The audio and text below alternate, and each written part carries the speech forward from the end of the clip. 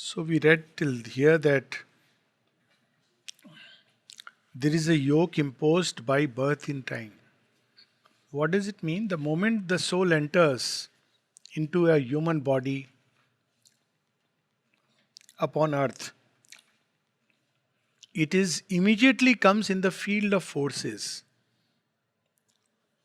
which are here. It's understandable. If I enter into a, I'm taking a flight, so whatever one is, but the moment you land, then you come under the law of the land from that moment onwards.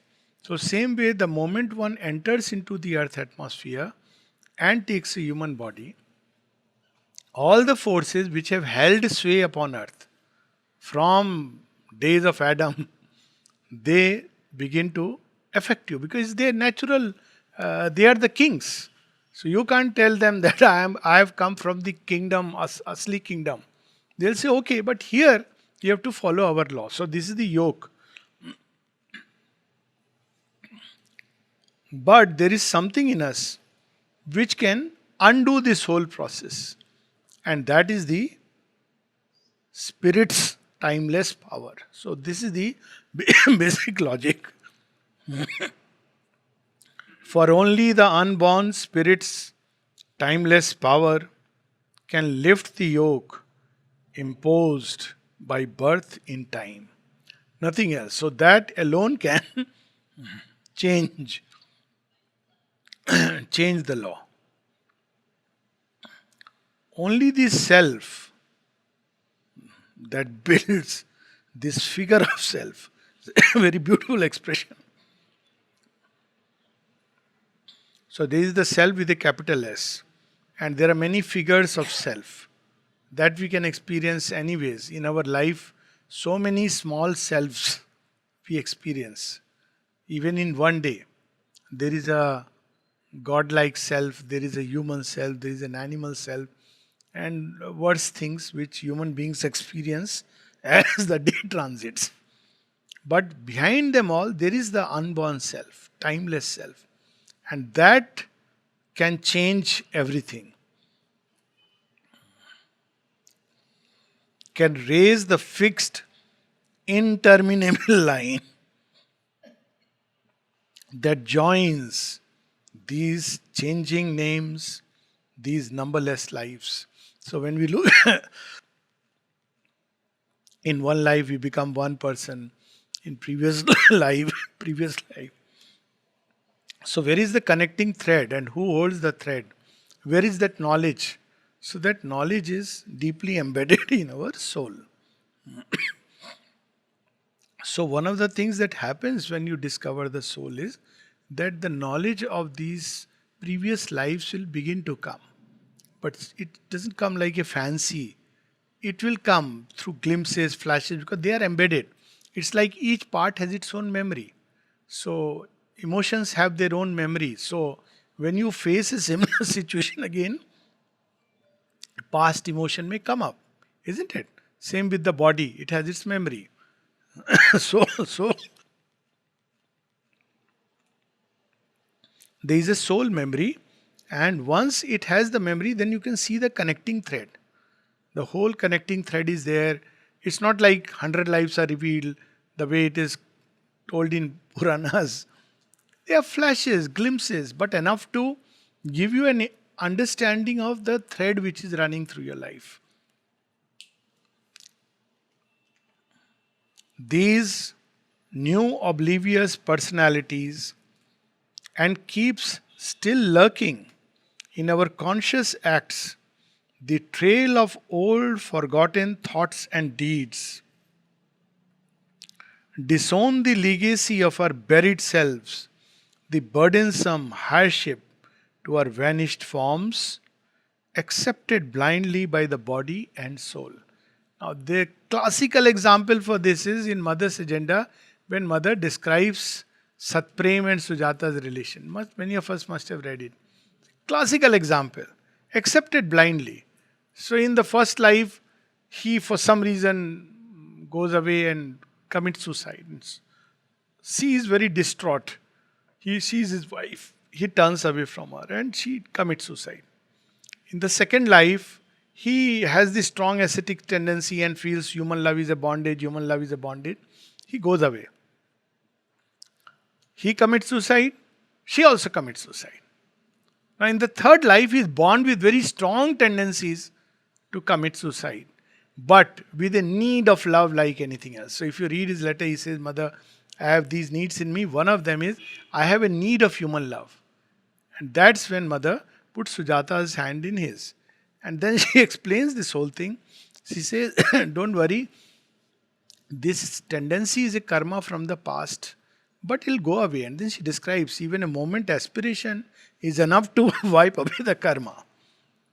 As far as she is concerned, Mother says very beautifully, there is not even a trace of it. Trace of it. When she did last time, then itself it was wiped away.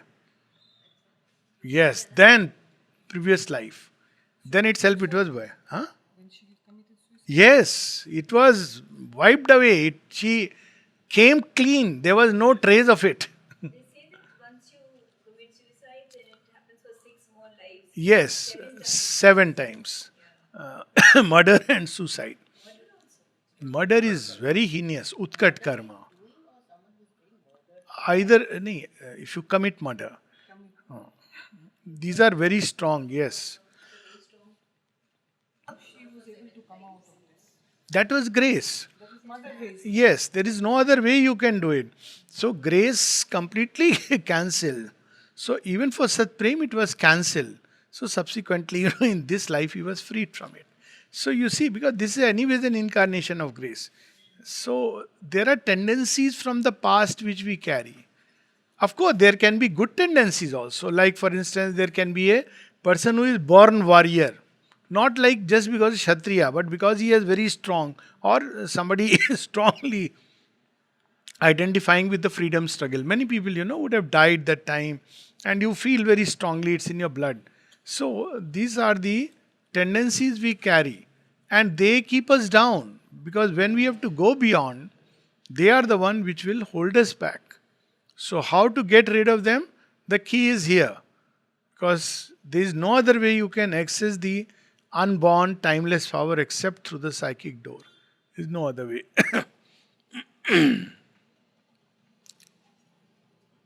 So we accept blindly because we don't even know. An episode in an unremembered tale. An episode in an unremembered tale. Its beginning lost. Its motive and plot concealed. A once living story has prepared and made our present fate child of past energies. So, this is very clear that, what we are experiencing now is a small fraction.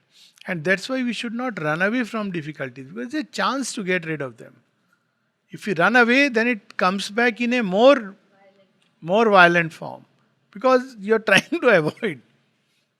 Face it once for all and go through it and get rid of it. That's why sometimes there is a lot of meaning in accepting life as it comes. Because you have accepted it, that this part of whatever destiny has given me, let me take it as it is and keep offering and come out of it. So this used to be there in the previous times, this attitude.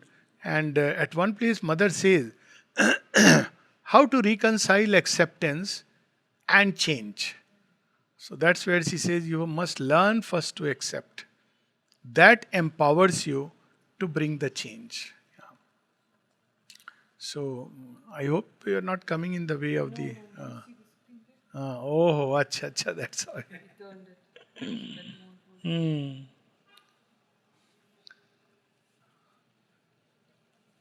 The fixity of the cosmic sequences fastened with hidden inevitable links. Now, this is not just, we all think, oh, this is my karma, or my life story, this another. It's true that there are countless stories running parallelly, but not independently. They are all interconnected, interwoven. So, there is somebody who has to undergo a certain experience where you are the person, you have to play a certain role. and somebody else has to go through another experience, or you have to undergo another experience where somebody else plays a certain role, and it's all interconnected, interwoven. It's a cosmic play which is going on. And so you cannot just abruptly cut the knot. You have to make the most of it, and the best is, of course, offering and doing your best. Some people who try to cut the knot abruptly actually make it worse. So that's how. Supposing there is a relationship and you have a big issue, and you say, I don't care, you cut it. You go another relationship. I don't care, you cut it. Issue is not relationship and the person, issue is inside me. I need to solve it. Otherwise, it will show up in one way or the other, in 100 ways. That is given to me to help me to grow. The moment I understand it, then my whole orientation towards life will change. Like ascetics try to do, or some people try to do. So, I mean, there are people who have tried to avoid certain things when it came to their life, and created a greater problems. In one of the places when mother was asked, we are supposed to love only the divine. So what do we do when human love comes in our life? She said, go through it. It is the best preparation for yoga. Go through it. It is the best preparation for yoga. There in the sunlit path very beautiful by going through it. Yes. And then she explained what it means. So she says that when you do, learn to love unselfishly, without any expectation, just the practice of giving, then one day you will touch behind it the core, the principle of divine love, and you will be freed inwardly without anything to do with the person, because it never had anything to do with the person.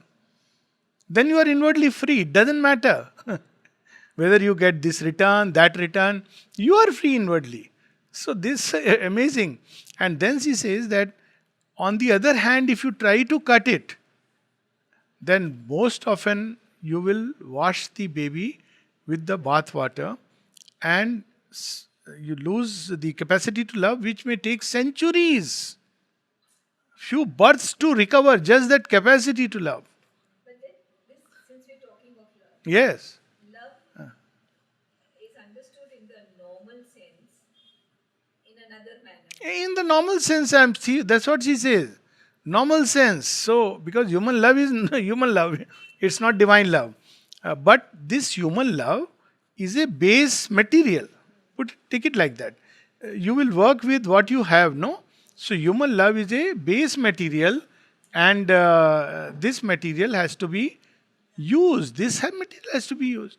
If you, it will not happen that suddenly one day you will experience divine love, or divine love will come in your life. It won't happen. That even human love Ah.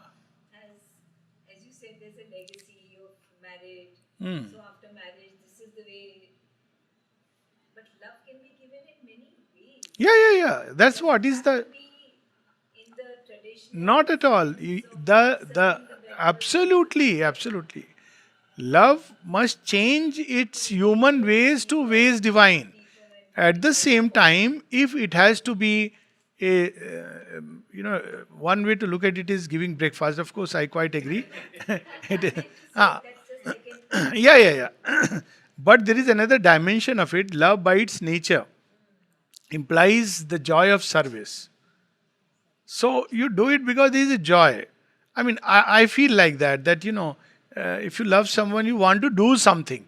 Now, you may not do this way, but in some other way, isn't it? That comes naturally when you love. But of course, when it's an imposition, it's a terrible thing to do. Ah, and because it's tradition, because every day you have to do it as a duty, then it is no more love. But there is a joy of service. Even if the other person does not understand all one's life, you will keep growing. Aurobindo has said very nicely in Life of Ban, if I'm not mistaken, that human love is that which knows and wants to be known, possesses and needs Yeah, to be yeah, possessed, yeah. and loves and wants to be loved back. So that reciprocity, that is what defines human love. Yes, And it is completely different when it comes to divine love. yes. That's And what I that was. is the transformation that we get an opportunity once we Through allow this. human love to come. That's Yes. exactly what I was saying. Thank you so much for explaining. Yeah. There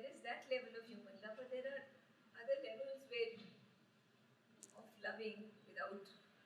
No, no, yeah, that's what. So one doesn't have to do any of these things.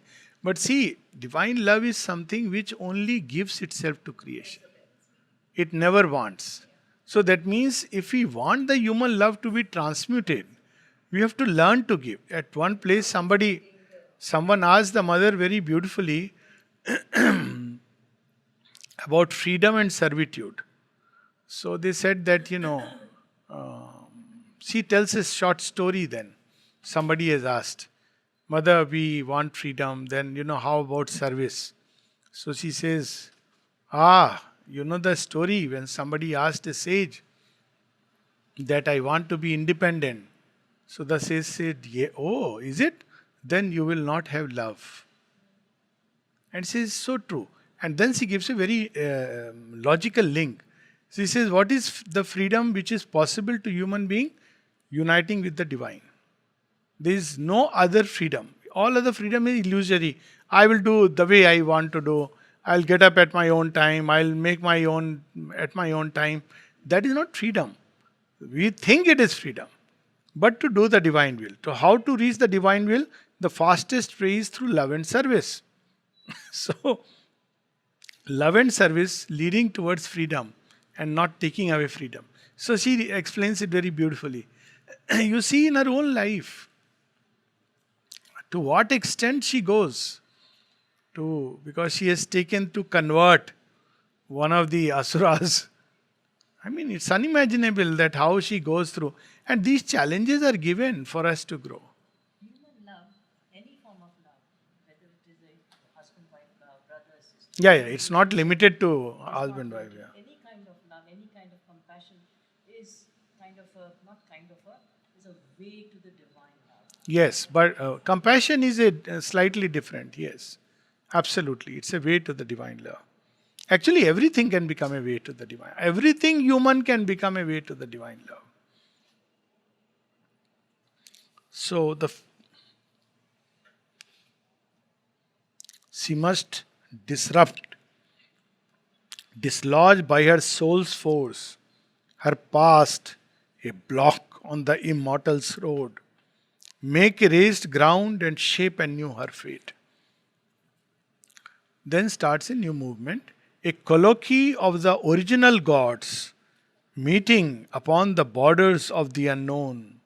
Her soul's debate with embodied nothingness must be wrestled out on a dangerous dim background. So what are these forces which range of forces which weave our fate, a little event of a life? They range from the gods up and the dark forces below. Together they conspire. So you see in many of these Indian stories how the gods and even the titans are conspire to create fate, present us on a platter. Fate is creation of all these countless forces. So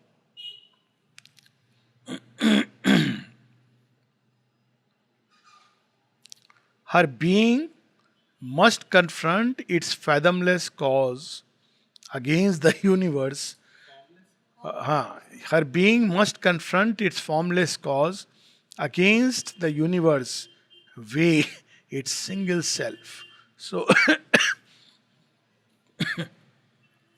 embodied nothingness is, of course, death.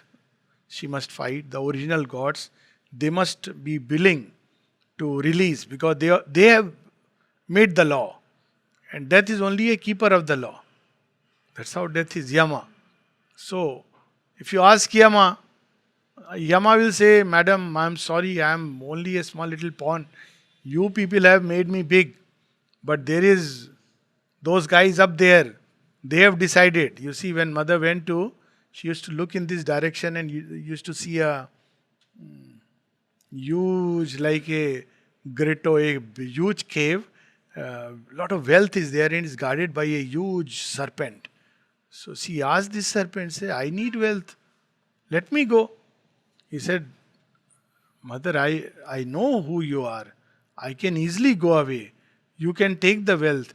But these beings, asuras, they will kill me. So out of compassion, she says, okay, you stay. I don't want you to be killed. Asuras have to be converted. So this is how the whole plan goes. So he will say, I am a small little fry. There are the gods and the law, which later on death will say that what can I do? It is the law. God has created this law. So she has to, after conquering death, she doesn't immediately bring back Satyavan. She has to go to next level, where she has to debate with another at another dimension by the what can be called as the divine himself. Himself, I mean, he is cosmic divine. He will say that everything is interconnected. How can I release Satyavan without disrupting the whole link? So then the cosmic divine finally gets convinced. He says, okay, but get the mandate from beyond. So she goes beyond. So all that in a nutshell he has given here.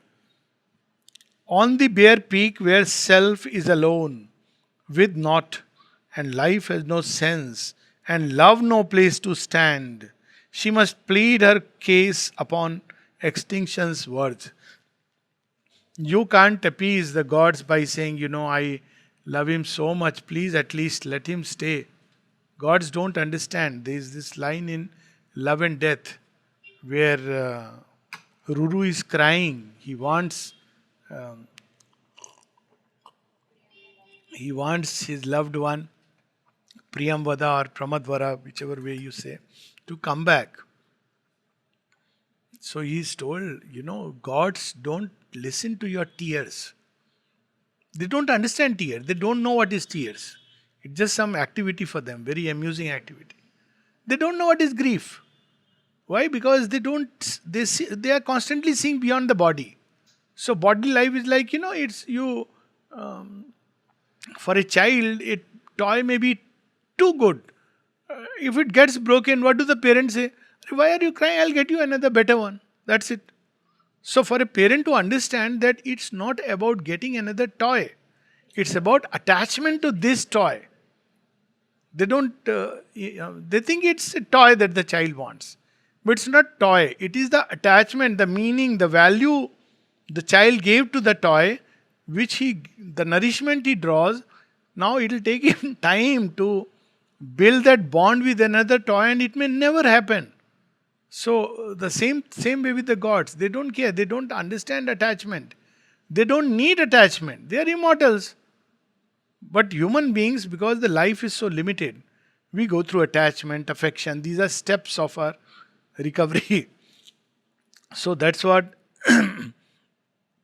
So what do the gods understand? He's told they understand sacrifice. Are you willing to sacrifice something of yours? That they understand.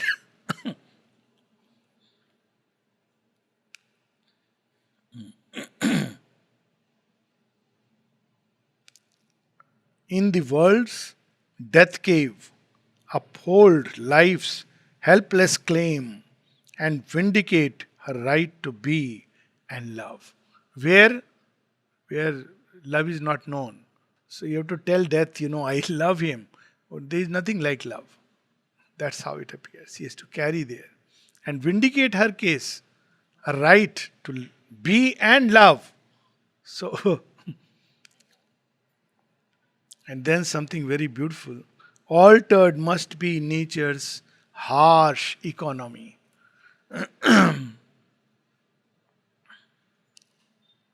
See, what is harsh economy? You are given a loan. So you take a loan, very good, somebody has helped you. But the loan's interest rates are multiplying. So at the end of the time, you are sunk debt. So this is a harsh economy. So the way nature operates is a harsh economy. Why? Because something I may have done in a previous life, and now this life, I don't even know. I do more wrongs, more ills, more things are multiplied because ignorance. Next life again I am told previous life's karma. But which karma you don't know. Still in ignorance. So this is a harsh economy. Acquittance. She must win from her past's bond An old account of suffering exhaust. Strike out from time the soul's long compound debt and the heavy servitudes of the karmic gods, the slow revenge of unforgiving law, and the deep need of universal pain. You see, unforgiving law, whether it's, look at Draupadi, people often say lessons from Mahabharata. One of them, you should, if you mock, now, okay, she laughed, it's okay, people laugh. After all, she laughed at a fellow who was probably worth laughing at. But okay, she shouldn't have laughed. But does it justify? I mean, and strange, people circulate it on WhatsApp. One of the lessons of Mahabharata. Because Draupadi had laughed, therefore, does it justify? Not at all. Okay, she laughed, it was not a good thing to laugh. But suffering, yeah, disrobed and massacre of millions of people who were no way concerned with the laughter. So obviously there is something we have missed. This is oversimplifying lesson of the Mahabharata. So all the lessons were like that. But this one struck me as the most ridiculous of all. That Draupadi laughed. Therefore there was Mahabharata. So that means tomorrow if you by mistake mock me, so I am justified in Gala Kato to. And it's like a jihadi explanation of things. No? How dare you speak? I am going to behead you. This is nonsensical. That is a great nonsense that's been circulated. Yeah, yeah, yeah. कि आप तकलीफ पा रहे हैं क्योंकि आप पिछला कोई Exactly. Exactly. unfortunate that this is done Yeah. for several centuries. Yeah. And hard sacrifice and tragic consequence. So this is the story up till now we find in earth. Hard sacrifice, tragic consequence. Look at the life of the gurus and the kind. I mean, Shobindra speaks so highly. He says, when you look at, he says, three places spirituality was nurtured in India during that eclipse phase. So one is the western part, the eastern part, and the southern part. And then he describes in the western part it was through the gurus, the Sikh gurus. Actually, Sikh gurus, now we use the word. Actually, it had no meaning, the lineage of gurus. So, and then he says, what kind of sacrifice? They were characterized by sacrifice. Courage. I mean, you can't do that without that. Imagine children being. That is what people know. They know about children being put inside a prison. They don't know about the family which helped the children was whole family. I mean, it's unspeakable. The family was put in a grinder and ground to death. These are the facts. Historians don't talk about it. I mean, to even speak is so. Why? Because they felt sympathy for the children. They were dying of cold and thirst. So I think Narayana, what was his name? He was a Pandit. He used to get some milk and quietly hide it and give it to the children. So the family was, his entire family was put in a giant grinder. The one who helped. Help means Any child who's you're suffering. So you just give some milk, no? toffee, okay, Ah, fight and get it, at least he exists. at Not when you escape, he's not nothing. No help. It just little milk he was trying to hide and give. There was not even help. And this was the kind of life they went through. And of course, we know Guru Gobind Singh and Tegh Bahadur and their sacrifices. So, this is the kind of tragic consequence. This is the. What crime they had done? They, if at all, they were the great renunciates. And yet they had to suffer. So, this is the law on earth. Why? Because who has made the law? This fellow called Mr. Death. And he has blamed it on the gods. I have orders from above. So this cosmic law must change. She has come to change that, to challenge it. Challenge it where? In the same court. In the same court where the law has been made. So this is the whole beauty of Savitri. Out of a timeless barrier she must break penetrate with her thinking depths, the void's monstrous hush. Look into the lonely eyes of immortal death, and with a nude spirit measure the infinite's night.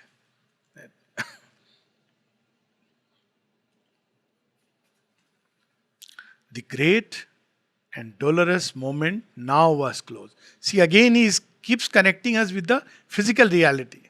He has given a profound truth, and then he says that now that moment has come close. Moment means that day is come close. And he describes so beautifully. I mean, images Sri Aurobindo uses are just simply out of the box and beyond the blues. Look at this image. A mailed battalion marching to its doom. The last long days went by with heavy tramp, long, but too soon to pass, too near the end. Mailed battalion marching to its doom is typical Tiger Hill in the beginning. Tiger Hill. Tiger Hill, the people who were asked to attack, they knew they cannot, even stones will kill them. But orders, so they marched. Every step was long, and yet they knew that end is inevitable. And the whole battalion was finished. Just imagine, what valor. They didn't refuse the order that no, we are going to die. And yet they paved the way for the victory. So now here Sri Aurobindo is describing that last few days of Savitri's before this day. So last few days were like a mailed battalion marching to its doom. Each day is, where is it taking her? Toward the doomsday. Yeah, when Satyavan must die. So again he is describing too long, because such a day is too long at one level, because you are, when you are feeling sad, that day is so long, and yet you feel, oh, one day is gone. So, too soon to pass. The grief makes it long, and Yet, the inevitable event makes it what is going to come. So, that makes it too short. Alone, amid the many faces loved, aware among unknowing happy hearts, her armored spirit kept watch upon the hours, listening for a foreseen tremendous step in the closed beauty of the inhuman wilds. No issue. So,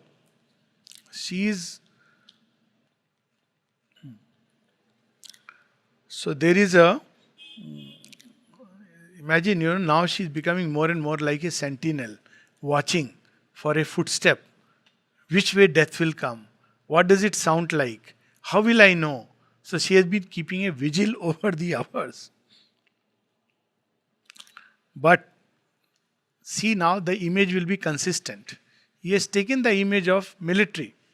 So the image will be of military. So where image will be of music, it will be of music. Then there will be an image of ordinary everyday object. So the whole image will be of everyday object. That is something very beautiful and powerful about poetry. Consistency.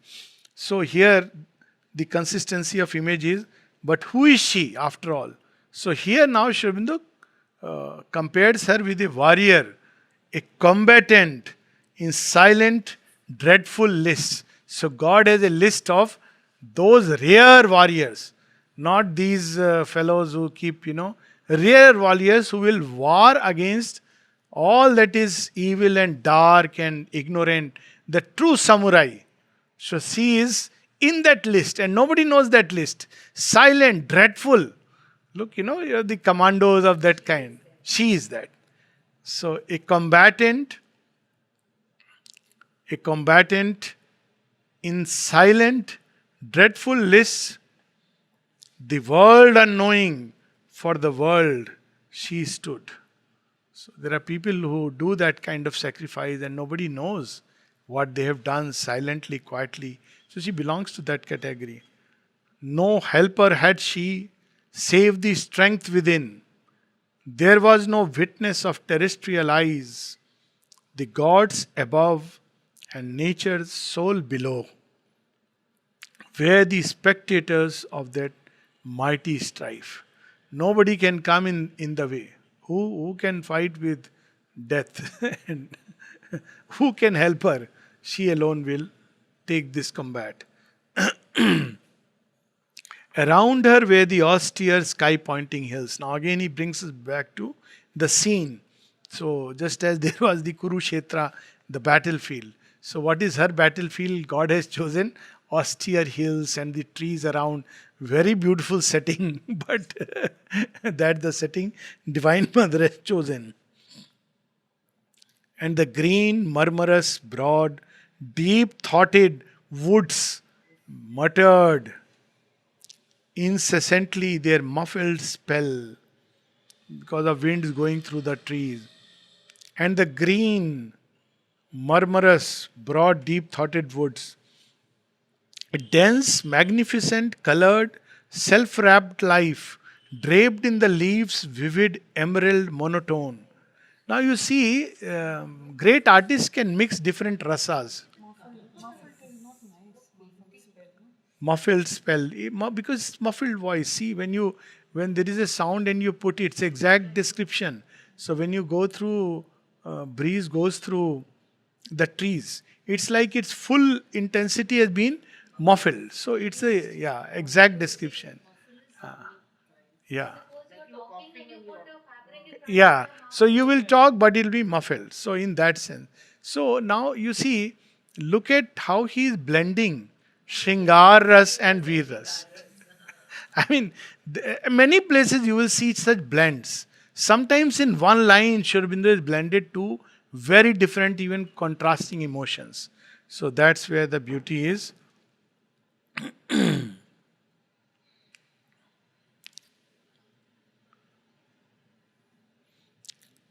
Draped in the leaves, vivid emerald monotone, and set with checkered sunbeams and blithe flowers,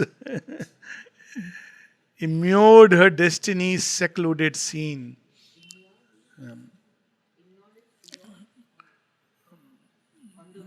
No, it's not on the way. It's okay. Best will be. Let's get the exact meaning, exact shade of meaning.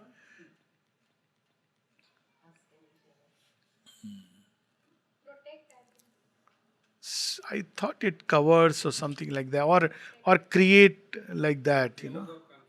Cover. That's it. So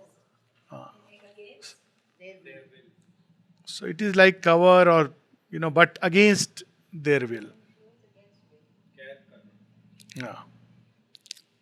Immured her destiny's secluded scene. There had she grown to the stature of her spirit, the genius of titanic silences, steeping her soul in its wide loneliness, had shown to her herself's bare reality and mated her with her environment. So that's the every line is so powerful. Mated her with her environment. She was equal, match. So all that he has described is also a description of Savitri. Green, deep-thoughted woods and silences, and all that beauty is part of her nature. Its solitude greatened her human hours with a background of the eternal and unique. So that's where she has come prepared, armed to face the battle amid that nature, lonely and alone. Now he describes that what was the beauty of that kind of life. A force of spare, direct necessity reduced the heavy framework of man's days and his overburdening mass of outward needs to a first thin strip of simple animal wants. So, when the beauty of that life was that you're not overburdened by 100 things. So, when there is very little things to do now, you see how we have made life more complex. Mental civilization. For every gadget, sometimes I wonder if there are more gadgets. I face this problem. So I begin to, reduce it. Why? Because I forget to charge this one or that one. The simple act of charging, and remembering that you have to charge it takes your time. Then I'm talking of just plug-in charging, and then many other things. You buy comfort, but actually in the end you complicate your time, everything much more. So this is how life has been organized by the mind. Whereas when the mind had not come in, it was so much more easier for human beings to connect with the spirit. Why? Because what we need, basic needs like food, all these things was so easy. I mean, you eat, you have your ablutions, take a bath, and you have some simple dress to wear, nice stars, and sleep. And that's life about. Okay, you don't have luxury, you don't have that kind of travel, but you had another kind of travel. It was the travel of imagination. Within and through within, people could imagine what things were on the other hand. So this is not against technology or science. It had to come. We had to go through the human evolution. Mother speaks of it in one of the passages. She said the simple people will will turn first because they don't have a complicated mind. The mind is like a fall. But she says, anyways, she says something very interesting. But most difficult people are those who have a very developed intellect. She says that. She says, those who have worked upon themselves, she says, phew, that is the most difficult.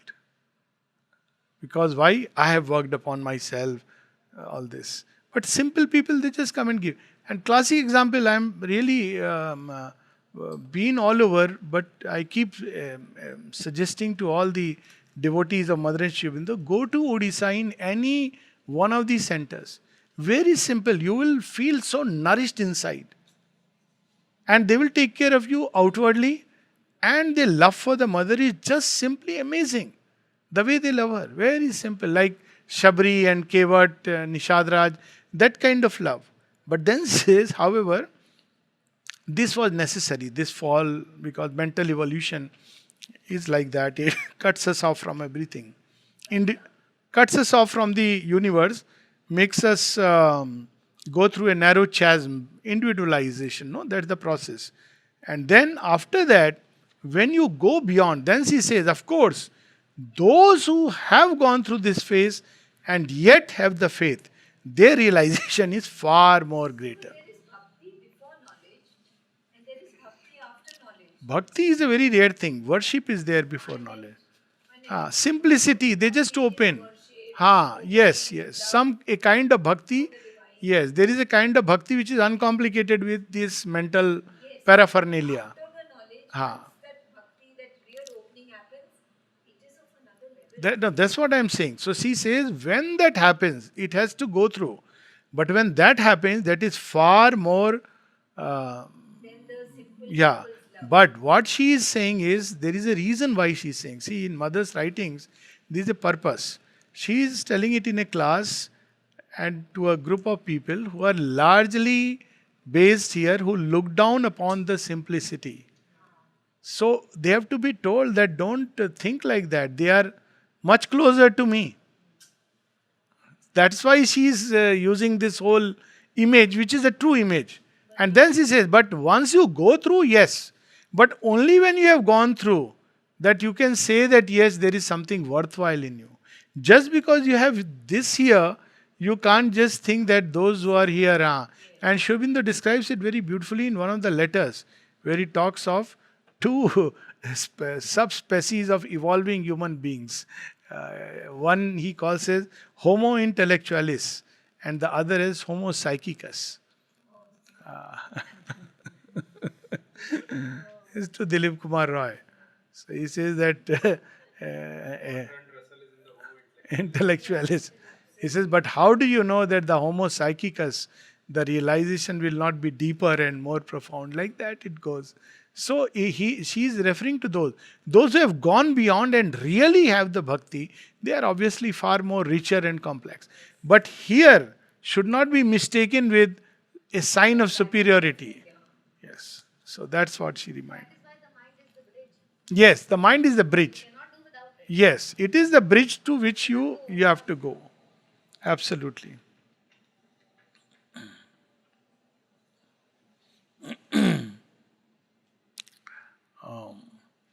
And the mighty wildness of the primitive earth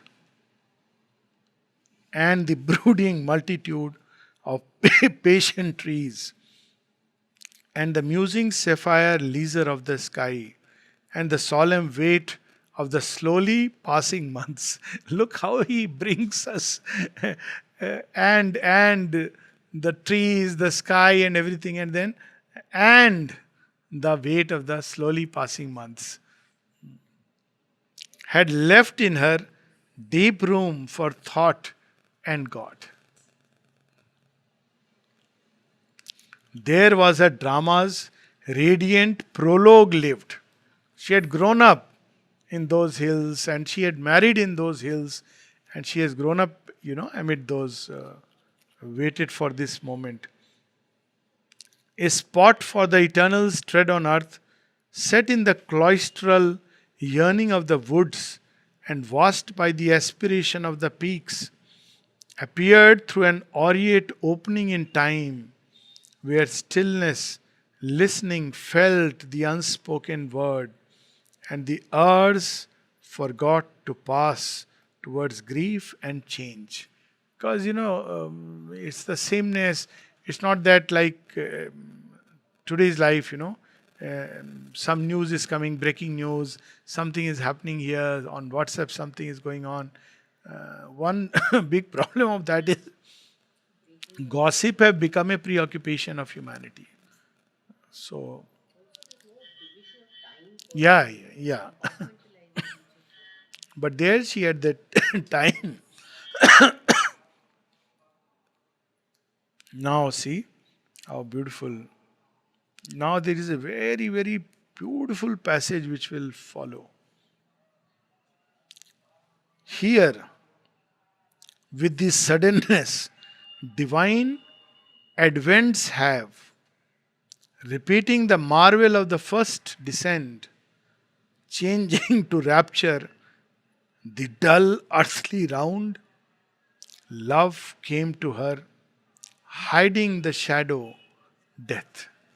Here love had met. And what is, he is comparing love to the first descent. When descent in the first day we were talking about this story. When love descended to rescue creation. That is why even now, when love is born, it changes our life. Though it cannot endure it. Because it mixes in the chalice with human ego and all things. So it is hiding the shadow, death. Well might he find in her his perfect shrine. Nobody has made a shrine for this love. So wonderful shrine. So she is looking for that perfect shrine. That's why. Huh? No. Love she would find in her. Death is the shadow is hiding. It's like a. Yes, please come. You want to do it now?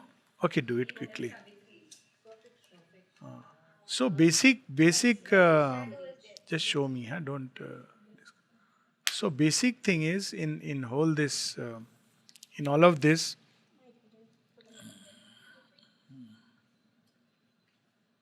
He's looking for a shrine. It reminds me of that famous couplet of Bulle Shah. What does he say? Mandir tod do, masjid tod do. Bulle Shah ये कहता, पर प्यार भरा दिल कभी न तोड़ो. इस दिल में दिलवर रहता. The divine beloved lives in this heart. This is the temple. Yeah.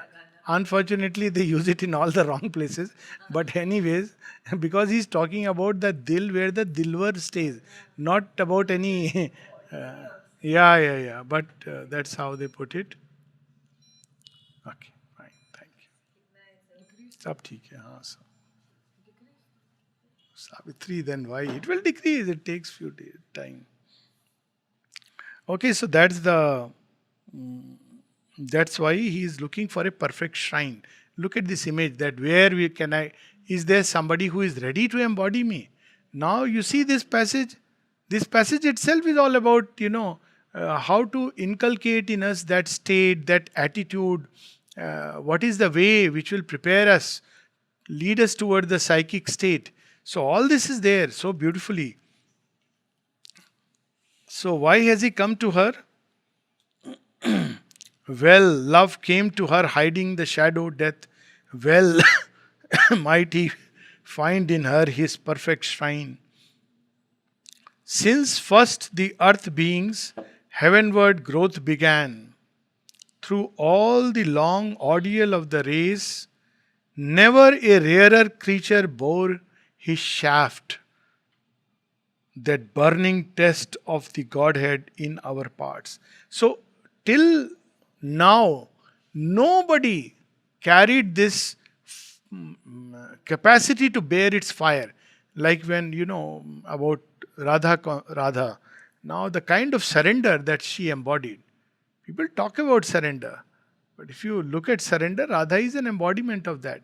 So, when Mother had come and bowed to Sri Aurobindo for the first time, Sri Aurobindo, one observation he made was, Mira is born free. That is to his brother. And another he said, up till now, such a surrender had never manifested upon earth.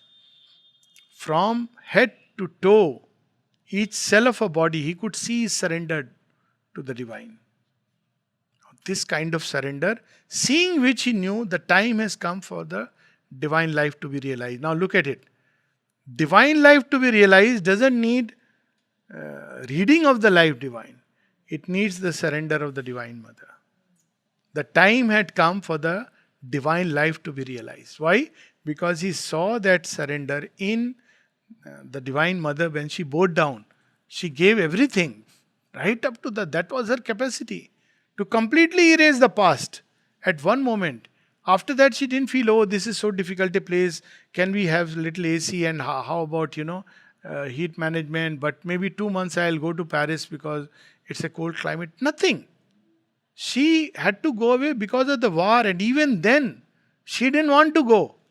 And she says, if only one Sri Aurobindo had told me, stay, I would have stayed. He said, oh. When she said, I'm going to. Ha. He said, oh, I see. He didn't So she didn't. But still, 22nd February, 14. So 14 she came, and 22nd February 1915 she lived. And even then she says, I did something which one should never do. She left her psychic being here. This is called bhakti. Not once he has questioned. And she never jumped, danced, sang bhajans and said, मैं तो तुम्हारा हो गई. कुछ नहीं, silent, quiet. Powerful, intense. What you want me to be, that I shall be. She didn't put herself forward, I want to do this, I want to do that. She would sit with every other sadhak, just look at him. Of course, she taught them how to be in front of the master. So she would sit on the floor. So they felt embarrassed because they used to sit on the chair with Sri Aurobindo. Sri Aurobindo would never say. He is a perfect gentleman. So the mother taught them, and then people would feel embarrassed. Foreigner lady is sitting on floor and we guys are, So they learned how to be surrendered before the master. Started cleaning, sweeping the place, everything she started doing. That is how she taught what is surrender and bhakti. To be what the divine wants you to be. Without calculation, without bargain, without anything else, without any conditions. So this is so this Godhead, he describes, a lightning from the heights on our abyss. So this Godhead is like a lightning coming from the heights. So what happens with the lightning? Only a moment it touches, and when it touches, whatever it touches, it finishes it and then it vanishes. But here, that lightning has come, burning test of the Godhead, and come into her body, and it is able to stay. So it's saying, what is this wonderful? She has bore the shaft of lightning of the power called love. So he says, maybe I can make my shrine here. She can bear my intensity. All in her pointed to a nobler kind. So what we should be, leave aside, we immediately want mystic processes. But just to be a human being who is moving towards a psychic discovery, or at least touched by the soul, what kind of a human being that would be? Near to earth's wideness, intimate with heaven. Exalted and swift, her young, large visioned spirit, voyaging through worlds of splendor and of calm, overflew the ways of thought to unborn things. Her thoughts were stretching toward the unborn, unmanifest, transcendent, to bring new things into play. What is not here? Harmony. What is not yet here? The bliss. What is not yet here? Truth. And she's bringing that, aspiring for that. Ardent was her self-poised, unstumbling will. Her mind, a sea of white sincerity, passionate in flow, had not one turbid wave. So again, you see, these are the things required, and they to develop them is a sign that we are really progressing. So her will, which is self-poised, ardent, once it has chosen, it chooses not again. Decide. See, when she came in 1920, she didn't budge. She had issues. She had a family. She had a child whom she loved and cared for. She had a whole background out there. But she doesn't go. She continues to stay. But not like I am continuing to stay in Pondicherry. No, because she wanted to serve Sri Aurobindo. When she was asked to come to Auroville, you know what she says? She says, my child, as for myself, I will be here because, Sri Aurobindo's Samadhi is here. That's it. Now that kind of love, this is psychic bhakti. What else it is? Sri Aurobindo's Samadhi is here.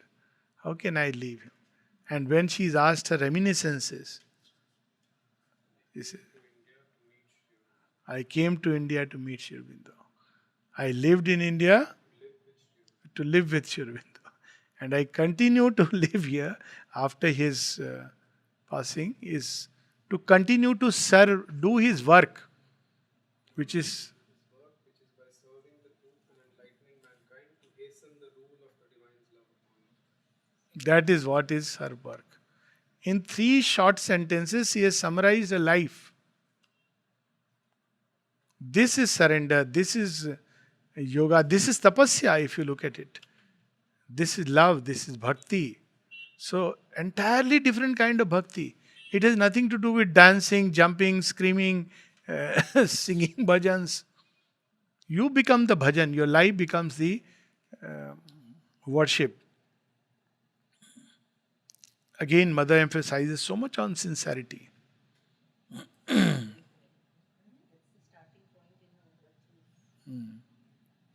As in a mystic and dynamic dance, a priestess of immaculate ecstasies, inspired and ruled from truth's revealing vault, moves in some prophet cavern of the gods, a heart of silence in the hands of joy, inhabited with rich creative beats, a body like a parable of dawn that seemed a niche for veiled divinity or golden temple door to things beyond. This whole passage that follows, Sri Aurobindo himself has labeled it as coming through and through over mind poetry. Because if you look at this Just he's describing now the Divine Mother in a human form. So we'll read one by one these lines. As in a mystic and dynamic dance, you see, in India, there are temple ladies who dance in a temple. Ah. And even all Odissis, Kuchipudi, they are born in the temple. Temple dancers. Devdasis is one, but mystic and immaculate dance. Now, in this dance, you have certain mudras you are taught, but what is the basis of this dance? How she is dancing? As in a mystic and dynamic dance, a priestess of immaculate ecstasy. Whom is she worshipping? Immaculate ecstasies, the divine Ananda, inspired and ruled from truth's revealing vault. None but truth dictates her steps. Moves in some prophet cavern of the gods, a heart of silence in the hands of joy. Her heart has become completely quiet. It is no more moved by any of the worldly strings, but it is supported by hands of joy. Shiva and Krishna. Yes, together. A body like a parable of dawn, even the inhabited with rich creative beats. A body like a parable of dawn that seemed niche for veiled divinity. Even, even the very body, as if it's a cut out for divinity which is within, and its glow is coming and showing up even through the body. So it's radiant like dawn, suffused with a hue of dawn. Our golden temple door to things beyond. So here we have the golden temple door also, which is leading towards things which are beyond.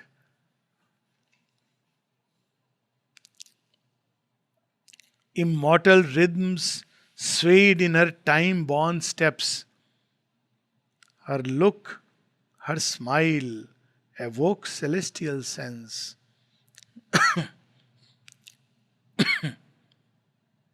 Even in earth stuff, and their intense delight poured a supernal beauty on men's lives.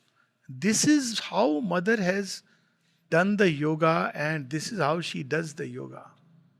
See, it's very difficult for an average human mind to understand this yoga, because we want to do something big, some process. There is a whole passage of Aurobindo in volume 12, I think it is there. It's part of Yoga and the Object, where he says in traditional yogas you have always some kriyas, so many times pranayam, so many japas, so many asanas, so much time meditation. He says none of this applies here, because this yoga is done by the divine. So how does he do the yoga? You stand before her and gaze her smile. How can this be? But this does yoga. Ever you feel depressed, one should never feel depressed, but read this passage. Just reading the passage itself, reading Savitri is to engage in yoga. Now, how to describe this yoga? Some people will think it is religion, it is forming a cult, but it's none of those things. Cult is formed when you convert others, impose it. And it's not a religious belief system. You have to be touched within. It cannot be adopted as a belief. She has herself ensured. That's why in this yoga you may even live here, but you cannot turn to her unless she sanctions. Any amount of people telling you it won't happen. So, she has made sure that it won't happen like that. So, a wide self-giving was a native act.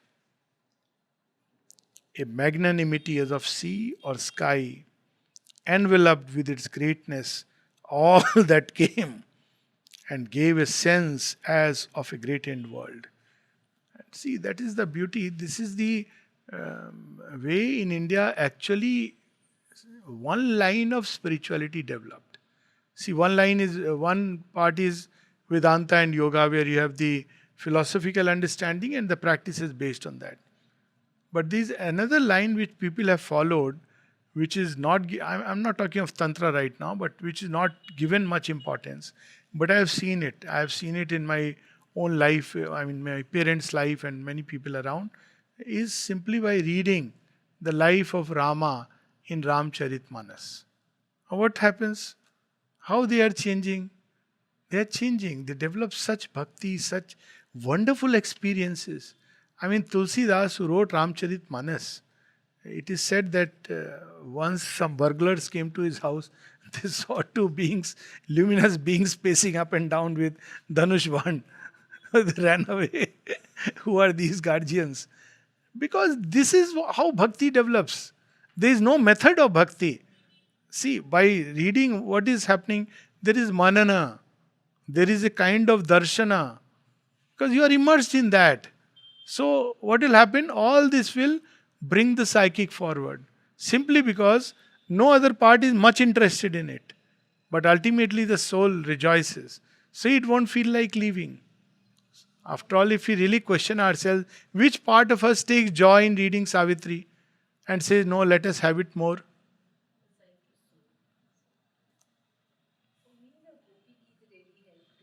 Exactly. So many, yes. Srimad Bhagavad. Why do people... So, this idea is more modern, that I must do something, I must do something. This has come mainly post-Buddhism. Again, all is your own effort, your own effort. So, your own effort becomes so important, so prominent. Of course, your own effort is there. Even reading Savitri is an effort. But that effort is not always... I mean, you have to cut down on many other activities and read. So, Aurobindo himself and the mother has stressed yes. heavily on your own effort, but But he brings very clearly the grace, without which nothing. And effort is also an inward effort. It's not about how many pranayam you do and how much meditation you do. It's an inner effort. aspiration. Aspiration, rejection, and surrender. Triple labor. He uses the word triple labor. And we should go on all the time. And actually, it has to go on all the time. When you will be caught unaware. Moment to moment Exactly. consciousness Yeah. of the three. So, what is her nature? She only knows to give. Her kindly care was a sweet, temperate sun. Now, you see, she has brought the entire sun with her, but she has to keep it behind, it will burn. So, she brings forward just the kindly care, temperate sun. Simple everyday requirement of the disciples, how she was organizing herself. It's a unique thing in the history of mankind where the master is bothered about all these small little details of everybody's life intimately, not just standing behind and by a silent grace, but intimately connected, because that's the nature, to give herself. Her high passion, a blue heaven's equipoise. So, what people would experience when they came to meet her or came to know of her, what was their experience like? That he describes now. As might a soul fly like a hunted bird, escaping with tired wings from a world of storms, and a quiet reach like a remembered breast, in a haven of safety and splendid, soft repose, one could drink life back in streams of honey fire, recover the lost habit of happiness. Feel her bright nature's glorious ambience, and preen joy in her warmth and colors rule. So that's what they felt. See, we talk about once one lady, she told me herself, I had come early days. So I was sitting in Maheshwariji's place, all of us were sitting and talking. And this lady, so you are curious, how did people do yoga? Because nowhere it's so clear that do this, do that. So what this yoga is about? So this lady told, I used to come early and Uh, Whenever I would come, I couldn't go for balcony darshan also. Go even for balcony darshan. So she used to feel very guilty because she couldn't get up from sleep. So she wrote to mother, Mother, I am so sorry, but I can't help it. I feel so sleepy. So what would be mother's reply? You can't even do this much. You would normally think, no? You can't even do this much. And you expect, she says, actually the question was sent through X. She says, tell her when daughters come to their mother's place, they come to rest and sleep. Who could give such a reply response? Huta wants to go away, throws the flowers given to her back to mother. Mother, you don't love me. Mother, you don't love me. What is mother's response when she has gone to pack? I am going away, packing her things. So mother sends a card through Vasudha Behan. So card, she sees, she says, mother has sent a card for you. Okay, you can keep it. I am packing.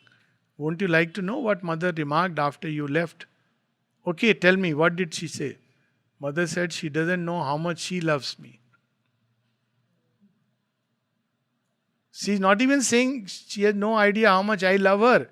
As if, that would be still some justification, and she does not know how much she loves me. She has thrown the flowers given and made such a statement. And she is saying she does not know how much she loves me. And Huta starts crying, unpacks, reads the card. She lived on. Now, this was her way. But to receive that love, that's what she describes, there has to be some degree of preparedness, readiness to receive that love. That's what she describes. So when she says world is not ready, it means this. And if you see that way, where is the world ready even now to receive her love? Intellectual, we talk, there are many centers, they hold annual conferences where people come, discuss Aurobindo and Hegel and different limbs of yoga and records of yoga and write books and everything. But where are those hearts which can connect her like this? So where is the world ready for receiving that love? That needs self-giving. That needs burning of the ego in the fire of sacrifice. This is easy. It's a pastime activity human beings engage in. So when people ask that, Pondicherry जाके क्या मिलता है, बोलना ये passage page number 15 line 161 से 168 इतना भी पढ़ लोगे तो आपको पता चल जाएगा हमको क्या मिलता है.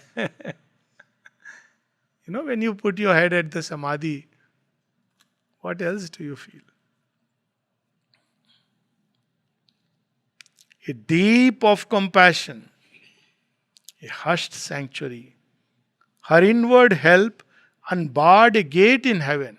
She's not making much ado about it, not telling her, I'm going to do this. And inward help unbarred a gate in heaven. Love in her was wider than the universe. The whole world could take refuge in her single heart. Who is an outcast? When you read the Gita, what does Shri Krishna say? The untouchable, the man with committing crimes, all can turn to her. It doesn't matter. No qualification required. No preconditions. You may have conditions for living in ashram, joining this place, that place. That is a organization, institution. But turning to her, no conditions asked. Who are you? What's your background? What is your religion? Least of all. Are you a believer? Did your parents believe? Nothing. Love in her. Whole universe could come. And at one time she says, when Rabindraji asked for his family suddenly came and he wanted if they could stay here and asked mother. Mother said, my child, I would want to give shelter to everybody who come here, but my means are limited. And that's why they need not stay here. I would like to shelter everyone wherever they are. I mean, why everybody cannot stay here is simply means are limited. It's not possible. But still, wherever you are, if you have a heart open to her, love to her, you are sheltered. Ravindraji. So sometimes I make this distinction. One is living in the ashram, and quite another living in her heart. You should ultimately goal is to live in her heart. This is a means, not an end. So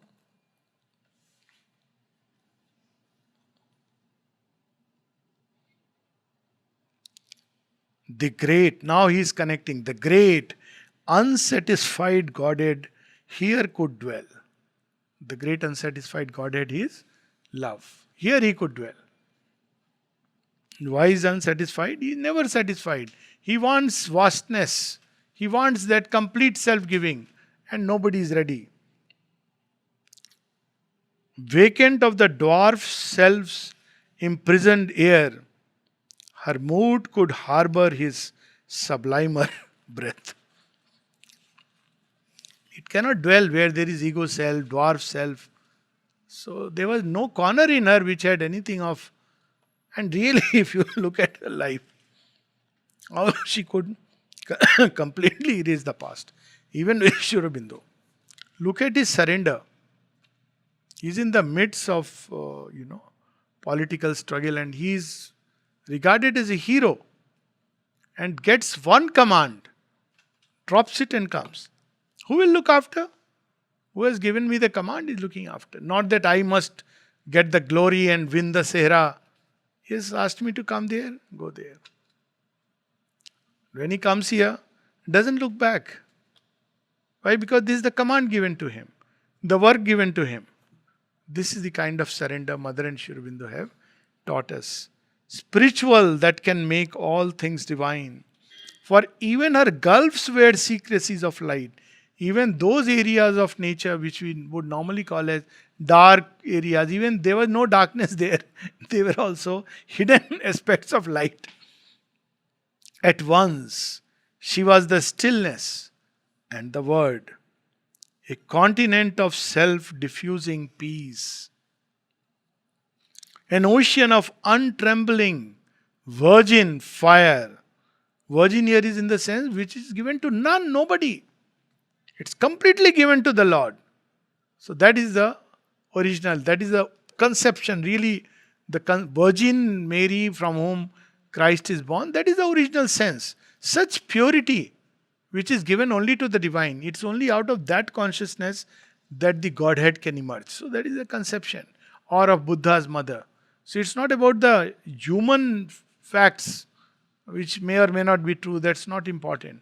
But as a symbol it is so beautiful.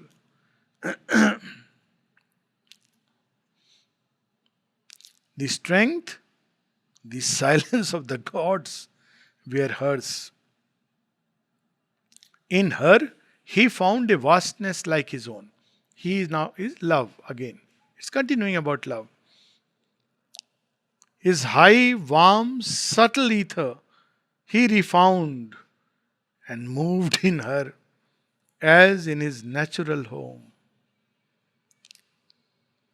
In her, he met his own eternity. Yes, love. He is eternal. You can't confine him, cage it, possess. You see, all that which comes with love. Jealousies, fears. That's not love. It wants vastness, eternity. So in her he could find. हाँ आज तो मजा आ गया. Stop. Yeah.